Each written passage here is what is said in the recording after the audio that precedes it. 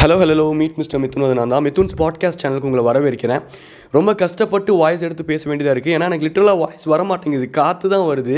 எனக்கு கோல்டெல்லாம் சரியாயிருச்சு, ஆனால் இருமி இன்னும் அந்த வாய்ஸ் வரல. இன்றைக்கி காலையில் கூட ஜிம்மில் ஒரு ஃப்ரெண்டு கேட்டார். நாங்கள் ரெகுலராக ஒரு டைமுக்கு போவோம். அப்போது அங்கே ஜென்யூனாக ஒரு ப்ரோ இருக்கார். நாங்கள் பேசிப்போம். அப்போ நாங்கள் நார்மலாக பேசிகிட்டு இருக்கும்போது இன்றைக்கி காலையில் அவர் ஏதோ கொஸ்டின் கேட்டார். நான் கூட ஆமாம் ப்ரோ, இல்லை எனக்கு புரியல ப்ரோ, இருங்க ப்ரோ, வாய்ஸ் வரமாட்டேங்குது ப்ரோ, நான் டப்பிங்லாம் பண்ணல, கோல்டு, ஸோ எனக்கு சுத்தமாக வாய்ஸ் வரமாட்டேங்குது அப்படின்ட்டு நான் சொல்லிக்கிட்டு இருந்தேன். அப்புறம் தான் என்னோடய ஜிம்மில் கவனித்தா எல்லோரும் மூக்குறிஞ்சிக்கிட்டு அப்படிங்கிறாங்க. ஸோ இந்த கிளைமேட் சேஞ்ச்னால இது அப்படியே வருது போல். அதனால் கொஞ்சம் நீங்களாம் கேர்ஃபுல்லாக இருங்க.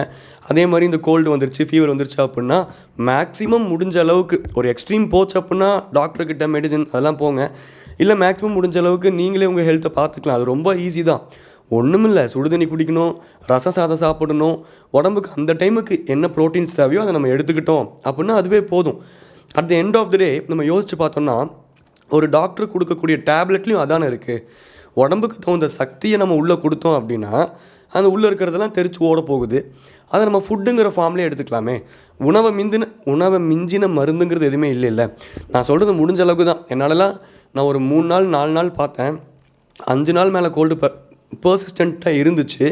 அதுக்கு முன்னாடி என்னால் முடிஞ்ச அளவுக்கு நான் பண்ணேன். நான் தனியாக வேறு இருக்கேன். இப்போ என்னோடய அம்மாலாம் கூட இருந்தாங்க அப்படின்னா 2 நாள் என் கோல்டை சரி பண்ணி விட்டுருந்துருப்பாங்க. பட் நான் தனியாக இருக்கிறனால எனக்கு கிடைக்கிற டைமுக்குள்ளே என்ன முடியுமோ அதெல்லாம் நான் பண்ணேன். ஃபார் எக்ஸாம்பிள் இந்த தண்ணி சுட வச்சு அதில்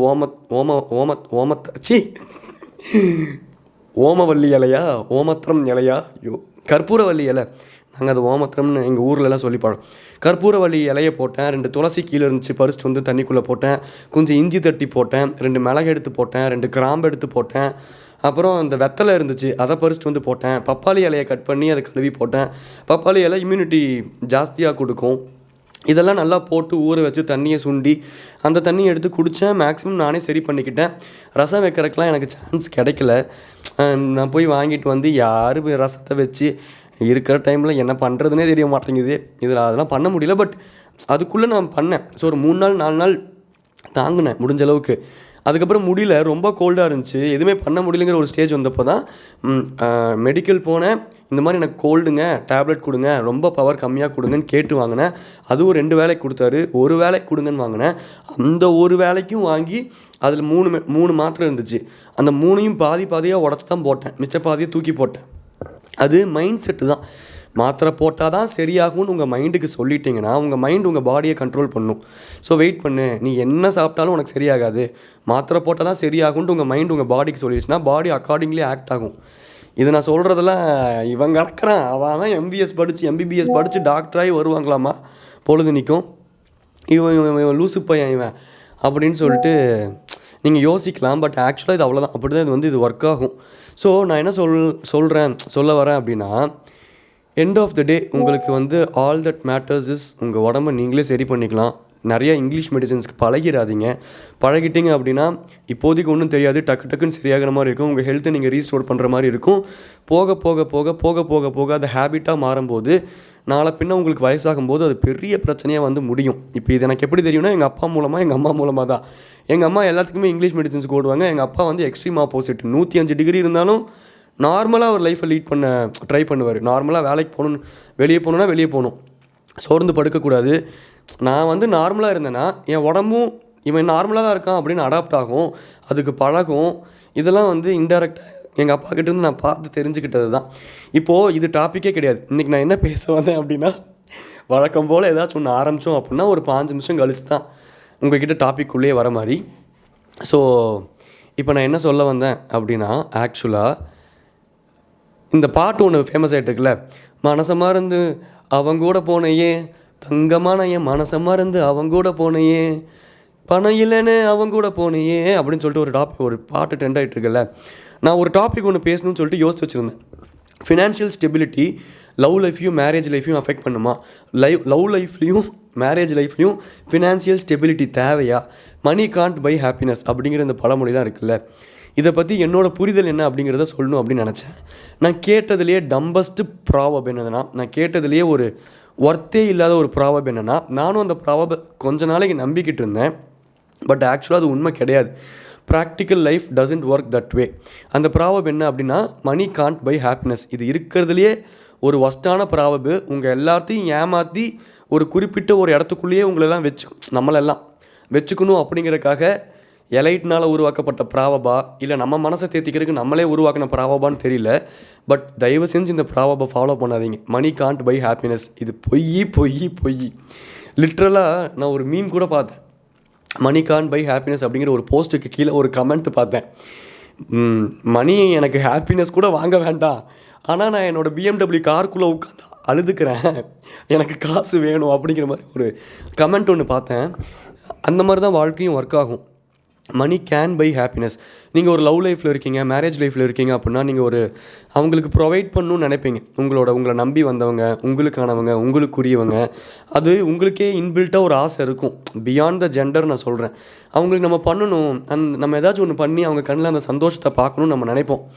இன்றைக்கி இருக்கக்கூடிய உலகம், நான் இண்டிவிஜுவல்ஸை பற்றி பேசலை. அஃப்கோர்ஸ் நம்ம ஒரு லவ் லைஃப்குள்ளே தெரிஞ்சே தான் போவோம். ஆப்போசிட்டில் இருக்க ஒரு பார்ட்னருக்கு ஏதோ ஒன்று நம்ம பிடிச்சி அட்ராக்ட் ஆகி போகிறோம் அப்படிங்கிற பட்சத்தில், அந்த பார்ட்னர் ஃபினான்ஷியலாக ஸ்டேபிள் இல்லைங்கிற பட்சத்தில் நம்ம மனசு நம்மளுக்கு நிறையா ஆறுதல் சொல்லும். மணி கான் பை ஹாப்பினஸ். நம்ம என்ன தான் உள்ளே போனாலும் நம்ம அவனை நல்லா பார்த்துக்கலாம், அவளை நல்லா பார்த்துக்கலாம் அப்படிங்கிற மாதிரி நம்ம மனசு நம்மளை அப்போதைக்கு ஏமாற்றும். பட் உள்ளுக்குள்ளே போனதுக்கப்புறம் ப்ராக்டிக்கல் லைஃப்னு ஒன்று வரும்போது, நீங்கள் உங்களை சுற்றி இருக்கிற நிறைய பேர்த்த உங்களுக்கே தெரியாமல் கம்பேர் பண்ண ஆரம்பிப்பீங்க. ஒரு கட்டத்தில் அது உங்களுக்கு ஒரு கில்ட்டு ஃபீல் கொடுக்கும். நம்மளை நம்பி வந்தவங்களுக்கு நம்மளால் எதுவுமே ப்ரொவைட் பண்ண முடியலையே. இப்போ என்னோடய ஃப்ரெண்டெல்லாம் இப்போ ஒரு டூர் போகிறாங்க, ஒரு தாய்லாண்டு ஃபேமிலி ட்ரிப் போயிட்டு வராங்க அப்படிங்கிற ஒரு பட்சத்தில் அது ஒரு டாக் ஆஃப் த டவுனாக வரும். டாக் ஆஃப் த டவுன் இல்லை, அது ஒரு டாக் ஆஃப் ஃபேமிலிக்குள்ளே வரும்ல. ஏங்க அவங்க இங்கே போனாங்க, இவங்க அங்கே போனாங்க, சரி பரவாயில்ல விடுங்க, இந்த மாதிரிலாம் ஏதாச்சும் வரும்போது ஒரு மென்னாவோ இல்லை ஆப்போசிட் ஜென்டர் ஒரு விமனாவோ நீங்கள் இருக்கும்போது, சார் நம்ம ஆளுக்கு நம்மளால் இது பண்ண முடியலையே அப்படிங்கிற ஒரு ஃபீல் வரும். அந்த ஃபீலே ஒரு கில்ட்டை உருவாக்கும். அந்த கில்ட்டே அந்த ரிலேஷன்ஷிப்பில் இருந்த ஒரு யதார்த்தத்தை உடைக்கும். ஒன்று இது இப்படி ஒர்க் ஆகும், இல்லை அப்படின்னா ஒரு ப்ரொவைடர் வியூவில் இருந்து நான் இப்போ பேசினேன். இப்போது ஆப்போசிட் ஜெண்டர்லேருந்து ஒரு வியூலேருந்து பேசலாம். ஜென்ரலாகவே ஒரு ஒரு நமக்கே தெரியாமல் இந்த சமுதாயத்தில் ஒரு கருத்து இருக்குது. பெண்கள் ரொம்ப ஃபினான்ஷியல் ஸ்டேபிளாக இருக்கவங்கள தான் சூஸ் பண்ணுவாங்க, அந்த மாதிரி அவங்க போயிடுவாங்க. இப்போ இந்த பாட்டு கூட அதை தானே கன்வே பண்ணுது. என் மனசமாக இருந்து பணத்துக்காக அவங்க கூட போனையே அப்படிங்கிறத நான் கன்வே பண்ணுது. நான் என்ன கேட்குறேன் அப்படின்னா, பசங்களை சில விஷயங்கள் புரிஞ்சுக்கணும். பேசிக்காக இது பசங்க தான் புரிஞ்சுக்கணும். இப்போ நான் ஒரு பொண்ணோட ஷூஸ்லேருந்து யோசிச்சு பார்த்தேன் அப்படின்னா, இப்போ நானே ஒரு பொண்ணாக இருக்கேங்கிற பட்சத்தில், இல்லை எனக்கு ஒரு பொண்ணு இருக்குங்கிற பட்சத்தில், பேசிக்காக அட்லீஸ்ட் நான் சொல்கிறது பேசிக்காக ஃபினான்ஷியல் ஸ்டெபிலிட்டி இருக்கிற இடத்துல தான் அந்த பொண்ணை கொண்டு போய் நான் கரை சேர்க்கணும்னு நான் நினைப்பேன். அதுதான் இயல்பு, அதுதான் ப்ராக்டிகாலிட்டி. அதில் ஒரு மிஸ்டேக் இருக்குது, அதில் ஒரு தவறு இருக்குது. அது என்ன தவறுனா, பணம் மட்டுமே போதும் அப்படின்னு சொல்லிட்டு ஒரு ஃபேஸுக்கு, இப்போ நேற்று கூட ஒரு ரீல்ஸ் பார்த்தேன், ஏதோ ஒரு படம் போல், என்ன படம் கூட எனக்கு தெரில, மேலே த பெஸ்ட்டு ரைட்டிங் அப்படின்னு போட்டு அந்த சீன் போட்டிருந்தேன். நம்மலாம் ஏன்டா நல்லவனாக இருக்கணும், நம்ம கஷ்டப்பட்டு படித்து வேலைக்கெல்லாம் போகணும் அப்படின்னு சொல்லிட்டு ஏதோ ஒன்று ஒரு மிடில் கிளாஸ் ஃபேமிலியை தேத்திர மாட்டோமா, ஏதோ ஒரு வீடு கட்டிட மாட்டோமா அப்படிங்கிறதுக்காக கான்சென்ட்ரேட் பண்ணி கடிவாளம் கட்டின குதிரையாட்டம் நமக்கு இருக்கக்கூடிய சின்ன சின்ன சந்தோஷம், சின்ன சின்ன ப்ளஷர் எல்லாத்தையும் மறந்துட்டு, இந்த பழக்கம் இல்லை, அந்த பழக்கம் இல்லை, தண்ணி பழக்கம் இல்லை, தம் பழக்கம் இல்லை, வேறு எந்த பழக்கமும் இல்லை, பொம்பளைங்க எதுவுமே கிடையாது, ஃபேமிலிக்காக ஓடுறோம். அந்த ஓடும்போது ஒரு 22 வயசில் 23 வயசில் ஒரு வேலை கிடைக்குது அப்படின்னா 20,000 தான் சம்பளம் கிடைக்கும். போக போக தான் டெவலப் பண்ண முடியும். ஆனால் அந்த 20 வயசுக்குள்ளே நம்ம நிறையா ஸ்கில்ஸ் டெவலப் பண்ணிக்கிறோம். தேவையில்லாத விஷயத்தில் நம்ம கான்சென்ட்ரேட் பண்ணுறது கிடையாது. ஆனால் ஒரு 25 வயசில் ஒரு 40,000 சம்பளம் வாங்கும்போது, ஒரு 30,000 சம்பளம் வாங்கும்போது, நல்ல பசங்களா இல்லை செட்டிலான பசங்களா அப்படின்னு பார்க்கும்போது, இந்த சொசைட்டி எந்த கெட்ட பழக்கம் இருந்தாலும் பரவாயில்ல, அவர் ஃபினான்ஷியலாக செட்டில்டு, அதெல்லாம் இருக்கும் தாம்மா. ஒரு பையன்னா முன்ன பின்ன இருக்க தான் செய்வார், அதெல்லாம் கல்யாணத்துக்கு அப்புறம் அதுக்கு பொறுப்பு வரும்போது மாறிடுவாருன்ட்டு சொல்லிட்டு, அந்த பழக்கம் இருந்தாலும் பரவாயில்ல, ஃபினான்ஷியலாக ஸ்டேபிளாக இருக்கவங்ககிட்ட தான் நான் ஒரு பொண்ணை ஒப்படைப்பேன் அப்படின்னு இந்த சொசைட்டி ஒரு இடத்துல போய் நிற்கும்போது, இந்த பக்கம் ஒருத்தன் அவன் ஃபேமிலிக்காக கஷ்டப்பட்டு எந்த விதமான கெட்ட பழக்கமும் இல்லாமல், டைவர்ஷன்ஸும் இல்லாமல் இந்த சொசைட்டியை நம்பி அவன் வளர்றான்ல, நமக்கு ஒரு நல்ல ஃபேமிலி அமைஞ்சிடும், அந்த ஃபேமிலி நம்ம நல்லா பார்த்துக்கணும், அதுக்கான வேல்யூஸை நம்ம டெவலப் பண்ணிக்கணும்னு சொல்லிட்டு நல்லா புரிஞ்சுக்கோங்க. ரொம்ப கஷ்டப்படுற இடங்களில் தான் நிறையா பாடங்கள் அமைஞ்சிருக்கும். அந்த கஷ்டப்படுற பையனோ பொண்ணோ நிறையா விஷயங்களை கற்றுக்கிட்டு இந்த ஒரு லைஃப்பை உள்வாங்க ட்ரை பண்ணுவாங்க. இந்த லைஃப்பை அவங்க அப்படி தான் பார்ப்பாங்க. ஸோ அவங்களுக்கு இந்த டிஃபிகல்ட்டிஸ் தெரியும். கஷ்டப்பட்டு வளர்ந்தனால அவங்க இன்னொருத்தவங்க கஷ்டப்படக்கூடாது, நம்மளை நம்பி வந்தவங்க கஷ்டப்படக்கூடாதுன்னா நிறைய மெனக்கெடுவாங்க. அதெல்லாம் இன்றைக்கி எந்த பேரண்ட்ஸ் கண்ணுக்கும் இல்லை நிறையா நான் சொல்கிறது எல்லாமே இல்லை, சில பெண்கள் கண்களுக்கும் அது தெரியறதில்ல.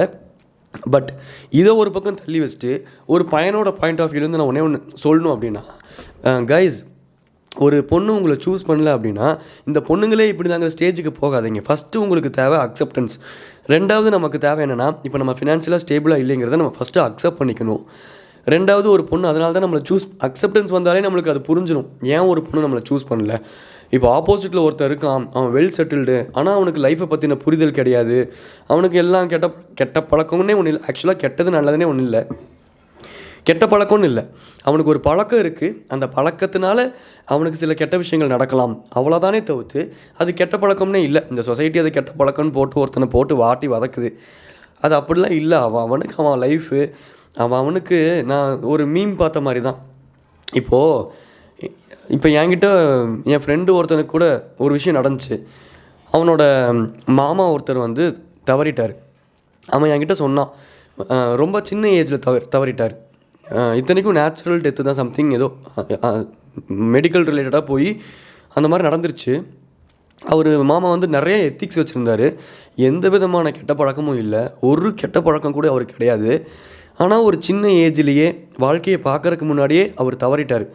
இதை நாங்கள் கேஷுவலாக பேசிகிட்டு இருக்கும்போது என் ஃப்ரெண்டு ஒன்று சொன்னான், அவருக்கும் அந்த ஆசையெல்லாம் இருந்திருக்கும்ல மச்சான், அவரும் என்னைக்காச்சும் பசங்க கூட சேர்ந்து ஜாலியாக ஒரு சரக்கு அடிச்சுக்கிட்டு ஒரு ஃபன்னாக, இல்லை அவருக்குன்னு ஒரு ப்ளஷர், அவருக்குன்னு ஒரு தம் அடிச்சுக்கிட்டு, இல்லை பசங்க கூட ஒரு டூர் போயிட்டு, இல்லை ஒரு சன்செட்டை ப்ளசண்ட்டாக ஒரு ஹில் ஸ்டேஷனில் உட்காந்து ஒரு சரக்கை போட்டு பார்த்துருக்கலாம். அவருக்குன்னு சின்ன சின்ன சந்தோஷங்கள் இருக்கும். அவர் அதையும் சாக்ரிஃபைஸ் பண்ணிவிட்டு ஒரு குறிப்பிட்ட ஏஜுக்குள்ளேயே அவர் தவறிட்டார்ல. அவன் கேஷுவலாக சொல்லும் போது எனக்கு நிறையா விஷயங்கள் அந்த ஆங்கிள்லேருந்து யோசித்து பார்க்கும்போது எனக்கு நிறையா புரிய வந்துச்சு. லைஃப்புங்கிறது வாழணும், சில விஷயங்கள் அதான் சிம்பிளாக ஒன்று சொல்லணுன்னா, நம்ம கைக்குள்ளே சில விஷயங்கள் இருக்கிற வரைக்கும் நம்ம வாழ்க்கையை வாழலாம். அது என்றைக்கு நம்மளை டேக் ஓவர் பண்ண ஆரம்பிக்குதோ அன்றைக்கி வாழ்க்கை நம்மளை வச்சு செய்ய ஆரம்பிச்சிடும். அவ்வளோதான். இந்த டிஃப்ரென்ஸ் ஒருத்தனுக்கு தெரிஞ்சாலே போதும். அதனால் ஒருத்தனுக்கு ஒரு பழக்கம் இருக்குது அப்படின்னா அவனை தப்பான ஆங்கிளில் ஜட்ஜ் பண்ணுங்கிறது அவசியம் கிடையாது. எல்லாமே அண்டர்ஸ்டாண்டிங் டுவர்ட்ஸ் திங்ஸ் தான். ஒரு குறிப்பிட்ட கருத்து மேலே எனக்கு ஒரு ஸ்டாண்டே எடுக்க முடியல. ஏன் என்னால் எடுக்க முடியலன்னா, எனக்கு எல்லாத்தோட அண்டர்ஸ்டாண்டிங்கும் புரியுது. என்னால் இவங்களோட ஷூஸ்லேருந்தும் பார்க்க முடியுது, அவங்களோட ஷூஸ்லேருந்தும் பார்க்க முடியுது, சமுதாயத்தோட ஷூஸ்லேருந்தும் பார்க்க முடியுது, என்னோட ஆங்கிள்லேருந்தும் பார்க்க முடியுது. இப்போது நிறைய அண்டர்ஸ்டாண்டிங் டுவர்ட்ஸ் அ திங், அந்த ஒரு பர்டிகுலர் திங்கை அது ஸ்பாயில் பண்ணிடும். இப்போது உங்களுக்கு சில விஷயங்கள் டெஸ்பரேட்டாக இருக்குன்னு வச்சுக்கோங்களேன். நீங்கள் ஹியூமன்ஸை ரொம்ப இந்த சைக்காலஜி படிக்கிறவங்களாம் சொல்லுவாங்கள்ல, சைக்காலஜி படிக்கவே கூடாது, ஒருத்தனோட இன்டென்ஷன் என்ன நம்மளுக்கு தெளிவாக தெரிஞ்சிடும், அதுக்கப்புறம் அது எல்லாமே நம்ம அந்த மாதிரி தான் நம்ம பார்ப்போங்கிற மாதிரி நம்ம ரொம்ப ஒருத்தங்க அண்டர்ஸ்டாண்ட் பண்ண ட்ரை பண்ணுறோம். இல்லை ரொம்ப இந்த ஆக்டுக்கு பின்னாடி என்ன, ஏன் இவங்க இப்படி பண்ணுறாங்க, இதெல்லாம் நம்மளுக்கு புரிய ஆரம்பிச்சிருச்சு அப்படின்னா ஒரு கட்டத்துக்கு மேலே இந்த சொசைட்டிலேருந்து விலகி வந்து தனியாக இருக்க ஆரம்பிச்சிருவோம். அப்படி தான் நானும் இருக்கேன் கிட்டத்தட்ட. அது ஆக்சுவலாக தேவையில்லை, அப்படி இருக்கக்கூடாது தான் நானே சொல்கிறேனே. அது அப்படி நிறையா குட்டி குட்டி விஷயங்கள், சந்தோஷங்கள் அது கெடுத்துருது. நிறையா யதார்த்தமான விஷயங்கள் நம்ம பண்ணுறத அது ஸ்பாயில் பண்ணிடுது. இப்போது ஒரு ஸ்டாக் மார்க்கெட்டில் நீங்கள் இன்வெஸ்ட் பண்ணுறீங்க, நீங்கள் வந்து அதுக்குள்ளே மூழ்கிட்டிங்கன்னா அடுத்து நீங்கள் பார்க்கக்கூடிய எல்லாத்துலேயும் நீங்கள் கால்குலேட் பண்ண ஆரம்பிச்சிருவீங்க. இந்த கம்பெனியில் இவ்வளோ இன்வெஸ்ட் பண்ணலாமா. என்னோடய ஃபீல்டு எடுத்துக்கோங்களேன், நீங்கள் ஒரு கான்டென்ட் க்ரியேட்டராக இருக்கீங்கன்னா லைஃப் லாங் உங்கள் கண்ணுக்கு படுறது எல்லாமே உங்களுக்கு கான்டென்ட் தான். நீங்கள் மொமெண்ட்ஸை என்ஜாய் பண்ணவே முடியாது. நிறைய பேர் என்கிட்ட கேட்டிருக்காங்க, நீங்கள் ட்ராவல்லாம் போகிறீங்க, விளாக் போடலாம்ல, ட்ராவல் விளாக்ஸ் பண்ணலாம், இல்லை அங்கே இருக்க மொமெண்ட்லாம் இது பண்ணி. இப்போ வரைக்கும் நான் போன நிறைய ட்ராவலில் நான் விளாகே போட்டது கிடையாது. நான் ஸ்டோரி போடுவேன், சும்மா போஸ்ட் போடுவேன், அதில் ஏதாச்சும் ரீல்ஸ் கான்செப்ட் பண்ணுச்சுன்னா அது போடுவேன். ஆனால் ப்ராப்பராக நான் விளாக் பண்ணணும், நான் ப்ராப்பராக ரீல்ஸ் எடுத்து ப்ரொஃபஷ்னலாக அதை பண்ணணும் அப்படின்னா நான் அந்த டூரை என்ஜாய் பண்ண மாட்டேன். என் மைண்ட் எங்கே தெரியுமா போய் ஸ்டக் ஆயிரும். இது பேட்ரி சார்ஜ் ஆயிடுச்சா, கேமரா இங்கே இருக்கா, ட்ரைபாட் அங்கே இருக்குது, இன்றைக்கி என்ன கண்டென்ட் எடுக்கலாம், எவன்கிட்ட எப்படி என்ன கண்டென்ட் உருவலாம், ஸோ இந்த மாதிரி ஒரு ப்ளே, இந்த மாதிரிலாம் என் மைண்டு போயிடும். நான் என்ஜாய் பண்ணணும், அதுக்குள்ளே நான் ஏதோ இன்ஸ்டாகிராமில் ஒரு ஸ்டோரி போட்டு அதெல்லாம் என் ஆசைக்கு.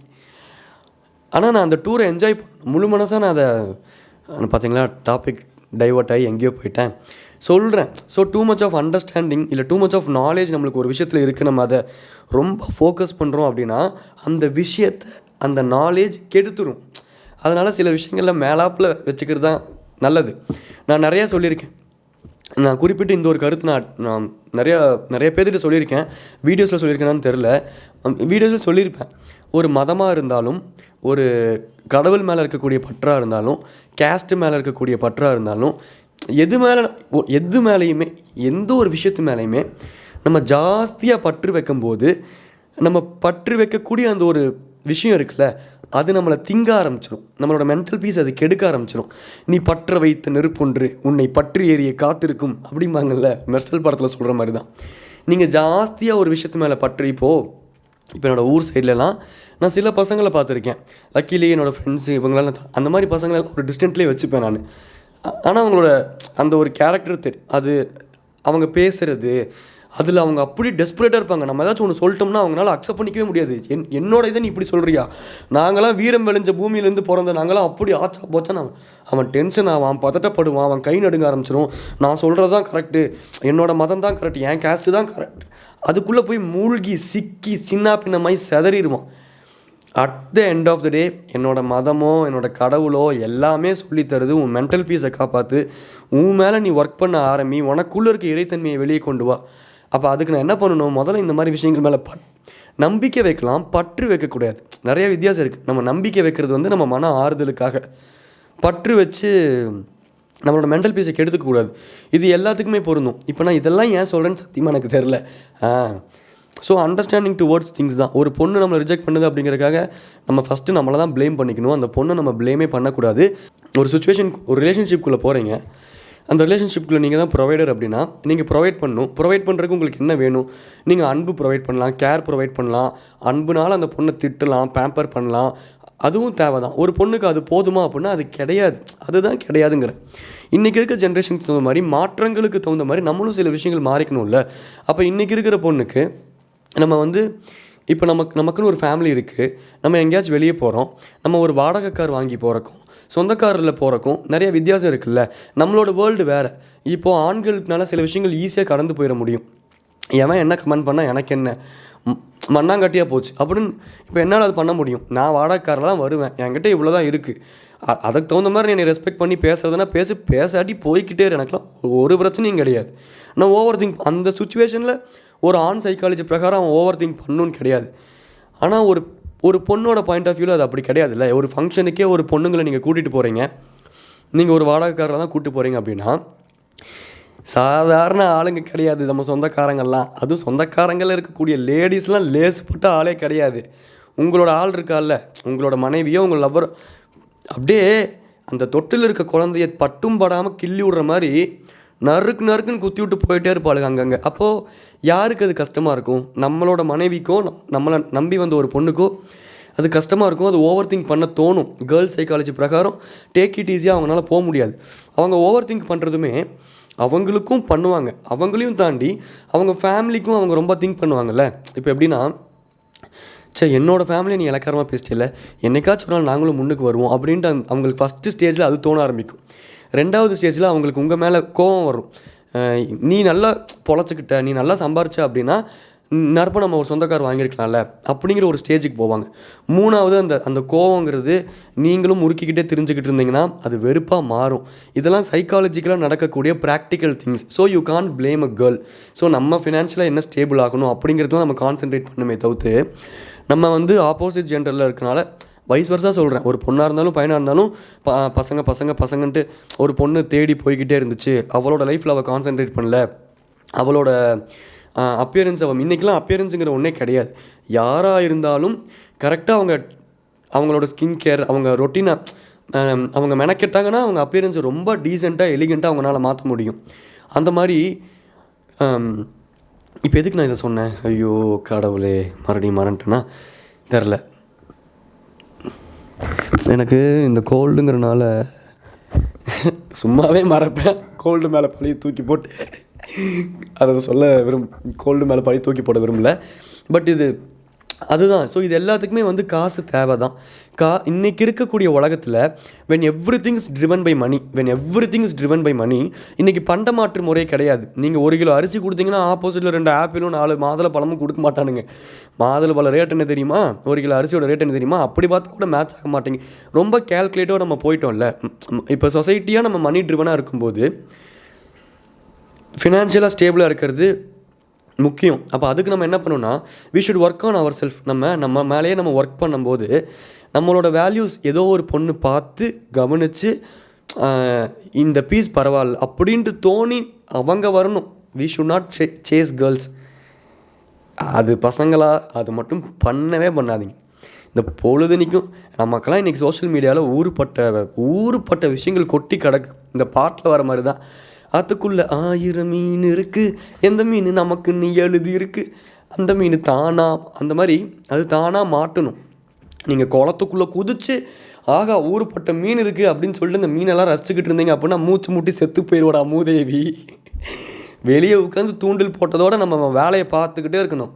பொரிய போட்டோமா கரெக்டாக தூண்டில் போடணுன்னா நான் வந்து உங்களை கேல்குலேட்டிவாக இந்த பொண்ணு ஓகே பிக் நமக்கானவங்களை நம்ம it should happen to us. அதை நம்ம அட்ராக்ட் பண்ணணும். நம்ம மேக்னெட் மாதிரி வேலை செய்யணுமே தவிர்த்து. அதுதான் கெத்துன்னு நான் நினைக்கிறேன். அதுதான் கரெக்டுன்னு நான் நினைக்கிறேன். கெத்துங்கிறது தாண்டி அதுதான் கரெக்டுன்னு நான் நினைக்கிறேன். ஏன்னா அப்படி இருந்தால் தான் நமக்கான ஃபேமிலி உருவாகும். நம்மளாக தேடி போய் டெஸ்பரேட்டாக இருக்கும்போது நம்ம நிறையா தவறான நபர்களை அட்ராக்ட் பண்ணலாம். நம்ம வைப்பு செட் ஆகாத சில பேர் வந்து அப்போதைக்கு நம்ம அப்பியரன்ஸுக்காகவோ இல்லை அப்போதைக்கு ஒரு அக்வைண்டன்ஸுக்காகவோ இல்லை அப்போதைக்கு சும்மா ஊர் சுற்றுறதுக்காகவோ நம்மளை அவங்க ஓகே பண்ணலாம். நம்ம அதுதான் லைஃப்னு நினைக்கலாம். அவங்க ஒரு கட்டத்தில் ஃபினான்ஷியல்னு வரும்போது நம்ம கிட்டேருந்து எஸ்கேப் ஆகலாம். அப்போ நம்ம ஒரு பொண்ணு மேலே பழியை தூக்கி போட்டுட்டு நம்ம உட்காரக்கூடாது. இது எங்கே பிள்ளையார் சொல்லி போட்டதுன்னு நம்ம யோசிக்கணும். நமக்கு அந்த தாட் இருக்கிறனால எங்கள் அப்பா ஒன்று சொல்லுவார். சிம்பிளாக இது நல்லா மண்டையில் ஏற்றிக்கோங்க. இந்த உலகத்தில் உங்களுக்கு நடக்கிற எல்லாத்துக்கும் நீங்கள் மட்டும்தான் காரணம். நான் ரோட்டில் 7 போயிட்டு இருந்தேன் ப்ரோ, அவன் வந்து இடிச்சிட்டான் ப்ரோ. இந்த மற்றவங்க மேலே நம்ம என்றைக்கு பழியை தூக்கி போடுறதை நிப்பாட்டுறோமோ அன்றைக்கி நம்ம லைஃப் ஆட்டோமேட்டிக்காக மேம்படும். ஆட்டோமேட்டிக்காக அது அடுத்த லெவல் நமக்கே தெரியும். இந்த மாதிரி குட்டி குட்டி குவாலிட்டிஸ் தானே நம்ம லைஃப்பில் அங்கங்கே சொருகிக்கிட்டே இருக்கணும். நானும் வந்து எல்லாத்து மேலேயும் பழியை போட்டுட்டு இப்போ இந்த செகண்ட் வரைக்கும் எனக்கு டைம் சரியில்லை, என்னால் அதனால தான் இதை பண்ண முடியல, இதனால தான் இதை பண்ண முடியலன்ட்டு நான் யோசிக்கலாம். அப்படி யோசித்தா எனக்கு மனசு ஆறுதலாக இருக்கும். நான் எங்கேயோ ஸ்லிப்பாக இருக்கேன், நான் என் டைமை எங்கேயோ சரியாக யூஸ் பண்ணல, என்னோடய டைம் வந்து அது பாட்டுன்னு போயிட்டே தான் இருக்குது. அப்போ என் மேலே தான் தப்பு இருக்குன்ட்டு நான் ரியலைஸ் பண்ணும்போது தான் சரி ஓகே என் மேலே இருக்கிற தப்பை நம்ம எப்படி ஒர்க் பண்ணலாம் அப்படின்னு எனக்கு தோணுமே தவிர்த்து நான் அதை ரியலைஸே பண்ணல அப்படின்னா காலங்கடைசி வரைக்கும் நான் நேரத்து மேலே பழியை போட்டுட்டு நான் என்னங்க பண்ணுறது, என் நேரமே அப்படி தான் போகலங்கன்ட்டு போய்கிட்டே இருக்க முடியும். ஆறுதல் சொல்கிறதுக்கும் மற்றவங்க மேலே பழியை போடுறதும் அது சரியில்லை. உங்கள் லைஃப்பை நீங்களே ரூயின் பண்ணிப்பீங்க. ஸோ ஒரு பொண்ணோட பாயிண்ட் ஆஃப் வியூவிலேருந்து பொழுதுனிக்கும் கேர்ள்ஸ் ஆர் மணி ட்ரிவன் அப்படின்னா அவங்க மேலே தப்பு கிடையாது. அது ஆக்சுவலாக அவங்க அப்படி தான் இருக்கணும், அது தப்பே கிடையாது. சரி பசங்கக்கிட்ட நான் ஒன்று கேட்குறேன், நீங்கள் வந்து இந்த லவ் பண்ணுறக்கும் ஃப்ளிங்கு இன்றைக்கெலாம் என்னென்னமோ சொல்கிறீங்களே, சிச்சுவேஷன்ஷிப்பு, இன்ஸ்டாவில் ஃப்ளர்ட் பண்ணுறக்கும், ஸ்னாப் சாட்டுன்னு லொஸ்க்குன்ட்டு இந்த சோஷியல் மீடியா ஆப் அது இதுன்னு சொல்லிட்டு நிறையா கொட்டி கிடக்குது. நான் ப்ராக்டிக்கல் கிரவுண்டட் ரியாலிட்டியை பேசுகிறேன். நம்ம என்னென்னமோ பண்ணுறோம்ல. ஆனால் மேரேஜின்னு வரும்போது இல்லை ஒரு பொண்ணை லவ் பண்ணுங்கும்போது ஒரு பையனாக நீ எப்படி யோசிக்கிற, அவங்களுக்கு என்ன வேல்யூஸ் இருக்குது, அந்த பொண்ணு வந்து அவங்க எதுவும் ஃப்ளர்ட் பண்ணியிருக்கக்கூடாது, அவங்களுக்கு சில எத்திக்ஸ் அவங்க ஹோல்டு பண்ணியிருக்கணும், அவங்க இப்படி இருக்கணும், ஒரு பொண்ணுனா அது இப்படி இருக்கணும்ன்ட்டு நம்ம ஒன்று யோசிக்கிறோம்ல, அது தப்பு இல்லை. அப்படின்னா ஒரு பொண்ணு நான் ஃபினான்ஷியலாக செட்டில் டவுன் ஆகும்போது கரெக்டாக கொஞ்சமாச்சு ஃபினான்ஷியலாக செட்டில் டவுனாக இருக்க ஒரு பையனை பார்த்து நான் செட்டில் ஆகணும், அவன் எனக்கு நிறையா ப்ரொவைட் பண்ணணும் அப்படின்னு ஒரு பொண்ணு யோசிக்கிறதும் தப்பு இல்லை. புரியுதா? இதுதானே கரெக்டு. சரி ஓகே தான். இப்போது இப்போ ஃபினான்ஷியல் ஸ்டெபிலிட்டி இல்லாமையும் சந்தோஷமாக ஒருத்தங்களை வச்சுக்க முடியும், நான் இல்லைன்னு சொல்லலை. ஆனால் it depends on the opposite person ஒன்று இருக்குல்ல, அது ரொம்ப ரொம்ப ரேர். இப்போ ஆப்போசிட்டில் இருக்க ஒரு பொண்ணு நீ வந்து ராஜா மாதிரி மாளிகையில் இருந்தாலும் நான் உன் கூட ஒரே மாதிரி தான் வாழ்வேன். அதாவது முருகனை வந்து அரசர் கோலத்துலேயும் பார்க்குறோம், ஆண்டி கோலத்துலேயும் பார்க்குறோம். ஒரு கடவுளுங்கிற கான்செப்ட் எடுக்கும்போது முருகர் இப்படி தான் இருப்பார், அதுதான் இவரோட கோலம், அதுதான் இவரோட அப்பியரன்ஸ். நகை நட்டெல்லாம் போட்டுட்டு அவர் கடவுள், அவர்கிட்ட இல்லாத வெல்த்தே இல்லை அப்படின்னு மட்டும் ப்ரொஜெக்ட் பண்ணிட்டு போயிருக்கலாமே. அப்போ ஏன் ஒரு கடவுளுக்கு பின்னாடி முருகர் ஆண்டி கோலம்னா ஒன்றுமே இல்லாமல் கோமணம் கட்டிக்கிட்டு தலையில் முடி கூட இல்லாமல் ருத்ராட்சியை சுற்றிக்கிட்டு ஒன்றுமே இல்லாத ஒரு மனிதர் அப்படின்னு ஒரு ஆங்கிளில் நம்ம அவரை ப்ரொஜெக்ட் பண்ணுறோம் அப்படின்னா நம்ம அந்த ப்ரொஜெக்ட் பண்ணியிருக்கக்கூடிய பின்னாடி இருக்க அந்த சடங்கை மட்டும் நம்ம கவனிக்கக்கூடாது. சயின்டிஃபிக்காக இல்லை நம்ம முன்னோர்கள் நம்மக்கிட்ட என்ன சொல்ல வராங்கன்னு நம்ம யோசிச்சோம்னா நம்மளுக்கு அது புரியும். அது என்னென்னா வாழ்க்கையில் அப்ஸ் அண்ட் டவுன்ஸ் இருக்கும். முருகன் அரசராகவும் இருந்தார், ஆண்டியாகவும் இருந்தார். ஆண்டியாக இருக்கவன் அரசனாகவும் இருக்கலாம், மாறலாம். அரசனாக இருக்கவன் என்னைக்கா இருந்தாலும் ஆண்டியாகவும் வரலாம். ஸோ இன்றைக்கி தான் இந்த காசை வச்சு நம்ம இந்த ஆட்டம் போட்டுட்ருக்கோம். ஆனால் கல் தோன்ற மண் தோன்ற காலத்து முன் தோன்றிய மூத்த மொழி தோன்ற அன்னைக்கு உருவாக்கின ஒரு முருகன் வச்சு இப்படி ஒரு ஃபிலாசபியை கன்வே பண்ணிட்டு போயிருக்காங்க நம்மளோட முன்னோர்கள். நம்ம அந்த ஃபிலாசபியை பார்க்க மாட்டேங்கிறோம். முருகன் ஆண்டி கோலத்தில் இருந்தால் அவரோட தரிசனம் கிடச்சா போதும்னு நினைக்கிறோம். அதை தாண்டி அதுக்கு பின்னாடி இருக்க ஃபிலாசபி நம்ம புரிஞ்சுக்கிட்டாலே அந்த கடவுளோட ஆசீர்வாதம் நம்மளுக்கு கிடச்சிருச்சுன்னு அர்த்தம். அதுதான் அந்த கடவுளோட ஆசீர்வாதம். கடவுள் லிட்டரலாக மேலேருந்து பார்த்து விழுந்து விழுந்து கும்பிட்றான், கீழே உருளான், காவடி இழுக்கிறான், அது பண்ணுறான் இது பண்ணுறான், இவனுக்கு நம்ம அள்ளி கொடுப்போன்னு கடவுள் கொடுக்க போகிறது கிடையாது. அந்த ஒரு செயலுக்கு பின்னாடி இருக்கக்கூடிய சயின்டிஃபிக் ரீசனை நீ புரிஞ்சுக்கிட்டு அப்படின்னாலே கடவுள் நம்மளை ஆசீர்வதிச்சாருன்னு அர்த்தம். ஏன்னா நம்ம புரிஞ்சுக்கிட்டோம் அப்படின்னாலே நம்ம அதில் ஒர்க் பண்ண ஆரம்பிச்சிருவோம். கரெக்ட். ஒரு மனுஷனால் பணக்காரனும் ஆக முடியும், இப்படிங்கிறதுக்குள்ளே ஒருத்தனால ஆண்டியாகவும் ஆக முடியும். அப்போ அந்த ஃபிலாசபி என்ன சொல்ல வருது அப்படின்னா, காசுங்கிறது முக்கியம் கிடையாது. நீ உருவாக்குறையில் ஒரு ஃபேமிலி, நீ உருவாக்குறையில் சில எத்திக்ஸ், நீ கிரவுண்டடாக இருக்கியா இல்லையா, நீ காசு இருந்தாலும் ஒரே மாதிரி பிஹேவ் பண்ணுறியா, ஃபேம் இருந்தாலும் ஒரே மாதிரி பிஹேவ் பண்ணுறியா, இல்லைனாலும் ஒரே மாதிரி இருக்கிறியா, அதுதான் நிஜம், உன்னோட நிஜம். மித்துன் அப்படின்னு என்னை கூப்பிட்டாங்க அப்படிங்கிறதுக்காக அந்த மித்துனுங்கிற பேர் என்னை டிஃபைன் பண்ணாது. என்னோடய ஆக்ஷன்ஸ், என்னோடய வே ஆஃப் திங்கிங், நான் ஒருத்தர்கிட்ட நடந்துக்கிற விதம், அதுதான் என்னை டிஃபைன் பண்ணும். நான் வீட்டில் லேப்ரடார் வாங்கி வச்சுருக்கேன். அது ஒரு ஃபாரின் ப்ரீடு தான். அந்த நாயை நான் நாய் தானே எண்ட் ஆஃப் த டே ப்ராக்டிக்கலாகவே இருப்போம். மாறாவை நான் பேம்பர் பண்ணும்போது எனக்கு ஒரு அன்பு இருக்குது. நான் வெளியே வந்து இன்றைக்கி இப்போ இந்த ஸ்ட்ரே டாக் ஒரு சம்பவம் நடந்துச்சு. நான் வேறு பாட்காஸ்ட்லேயே சொல்கிறேன். ஏன்னா பாட்காஸ்ட்டில் சொல்கிற அளவுக்கு அது பெரிய விஷயம் இல்லை, பெரிய விஷயமா நான் எலாபரேட் பண்ண முடியும். பட் இங்கே டக்குன்னு சொல்லி முடிச்சிடுறேன். இங்கே ஒரு நாய் இருந்துச்சு. அது குட்டி போட்டிருக்கு, ஒரு ஃபீமேல் டாகு, 3 குட்டி இருக்குது. ரொம்ப அப்படியே இழைச்சி போய் அது பார்க்குறக்கு எனக்கு ரொம்ப கஷ்டமாக இருந்துச்சு. நான் இங்கே கடைக்கு முட்டை வாங்கலான்னு போகும்போது 5 ரூபா டைகர் பிஸ்கட் வாங்கிட்டு வந்து போடலான்னு யோசித்தேன், மறந்துட்டேன். வரும்போது அப்பப்போ போடுவேன். ஏன்னா இன்றைக்கி இல்லை, நேற்று நான் யோசித்தேன், மறந்துட்டேன். நான் முட்டை வாங்கிட்டு வந்தேன், 4 முட்டை. இந்த ஜிம்முக்கெலாம் போகிறனால சரி முட்டையெல்லாம் சாப்பிட்லாம், கொஞ்சம் பழைய மாதிரி இந்த ரொட்டீன் கொண்டு வரலாம். நான் முட்டை வாங்கிட்டு வந்தேன். நான் டைகர் பிஸ்கெட் வாங்கிட்டு வரல, திருப்பி நடந்து போய் வாங்குறதுக்கு எனக்கு தெம்பு இல்லை. அதனால் நான் 4 முட்டை வாங்கிட்டு வந்தேன் அப்படின்னா அதில் 2 முட்டையை உடச்சி அங்கே பக்கத்தில் கீழே ஒரு கப்பு கிடந்துச்சு, அதில் உடச்சி அந்த நாய்க்குட்டிக்கு நான் வச்சேன். அப்போ அந்த பெரிய அம்மா நாய் வந்துச்சு, அது வேகமாக வந்துச்சு சாப்பிட்றதுக்கு. இந்த 3 குட்டிங்களும் பின்னாடி ஓடி வந்ததை பார்த்துட்டு லிட்ரலாக அந்த அம்மா நாய் திரும்பி போய் படுத்துக்குச்சுங்க. பிஸ்கட்டாக இருந்தால் கூட அதை அவாய்ட் பண்ணியிருக்கோம். இது முட்டை, ஆப்வியஸாக டாக்ஸுக்கு பிடிக்கும். ஆனால் அப்போ தான் உண்மையாலுமே சில விஷயங்கள்லாம் வந்து யூனிவர்சல்னு புரிஞ்சுது. அம்மாங்கிற வார்த்தை யூனிவர்சல்னு எனக்கு அன்றைக்கி தான் புரிஞ்சுது. நம்ம ஏன் மதர் எர்த்துங்கிறோம் அதுக்கு பின்னாடி எவ்வளோ ஒரு புனிதம் இருக்குதுன்னு எனக்கு அப்போ தான் புரியுது. ஒரு அம்மாங்கிற அந்த ஸ்தானத்தை தாண்டி இந்த அழகிய தமிழ் மகனில் 3 வார்த்தை கவிதை சொல்லுங்கள் அம்மா அப்படின்னு அவன் சொல்லுவார்ல, அன்னைக்கு அது கிரிஞ்சாப்பட்டாலும் இன்றைக்கி எனக்கு அதோட வேல்யூ என்னன்னு புரியுது. அந்த நாய் இந்த முட்டையை வந்து ஸ்மெல் பண்ணிவிட்டு அவ்வளோ பசி இருக்கும்ல அதுக்கும், ஆனால் திரும்பி போய் உட்காந்து படுத்துச்சு பார்த்தீங்களா. அந்த 3 குட்டி வந்து அந்த முட்டையை முடிச்சு கட்டிடுச்சு, இந்த 2 முட்டையை. ஆனால் அப்புறம் தான் எங்கள் வீட்டிலலாம் வந்து சின்ன வயசில் எனக்கு சில விஷயங்கள் ஞாபகம் வந்துச்சு. கடைசி ஆப்பிள் இருக்கும், எனக்கு பசிக்கலடா நீ சாப்பிடுன்பாங்க அம்மா. ஐயோ நிறையா பேசிட்டேன் போல், 30 நிமிஷத்துக்கு மேலே பேச்சு போல். வீடியோ ரெக்கார்டிங் ஸ்டாப் ஆயிடுச்சு, டக்குன்னு முடிச்சிடலாம். இப்போ ஏன்னா நான் நிறையா டைவர்ட்டாக எங்கெங்கேயோ போயிட்டேன். எங்கள் அம்மா வந்து எங்கள் அப்பா புரோட்டா வாங்கிட்டு வந்தாருன்னா அடுத்த நாள் காலையில் எங்களுக்கு ஒரு பழக்கம் இருக்குது, கொஞ்சம் நீங்கள்லாம் பண்ணுவீங்களான்னு தெரில. அந்த புரோட்டா இப்போ ஃப்ரிட்ஜில் இருந்துச்சுன்னா நானும் என் தம்பியும் வந்து அந்த புரோட்டாவை நல்லா பிச்சு போட்டு கொஞ்சம் சூடு பண்ணி நல்லா பிச்சு போட்டு அதில் பால் ஊற்றி சக்கரை போட்டு சாப்பிடுவோம். அந்த பழக்கம் உண்டு. எங்கள் அம்மாவுக்கும் புரோட்டானா ரொம்ப பிடிக்கும். எங்கள் அம்மாவுக்கும் பால் ஊற்றி சக்கரை போட்டு சாப்பிட்டா ரொம்ப பிடிக்கும். அங்கேருந்து வந்த பழக்கம் தான் எனக்கும் என் தம்பிக்கும். ஆனால் அடுத்த நாள் காலையில் ஒரு புரோட்டா தான் இருக்குது அப்படின்னா, அம்மா இந்தம்மா நீ சாப்பிடு அப்படிமோ. சாப்பிடவே மாட்டாங்க.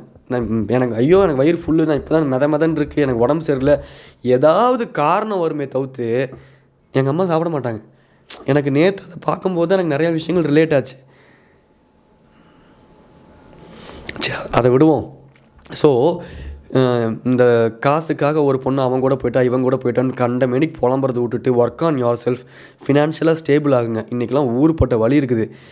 அதெல்லாம் அப்படி இப்படின்னு போட்டு எல்லாத்து மேலேயும் பழியை தூக்கி போட்டு மனசு தான் எல்லாமே. நம்ம உட்காந்து ஓரமாக அழுதி தேம்பி பொழுதுனிக்கும் நம்ம நெகட்டிவாக ஒன்று அட்ராக்ட் பண்ணுறோம் அப்படின்னா அதுக்கும் நம்ம தான் காரணம்.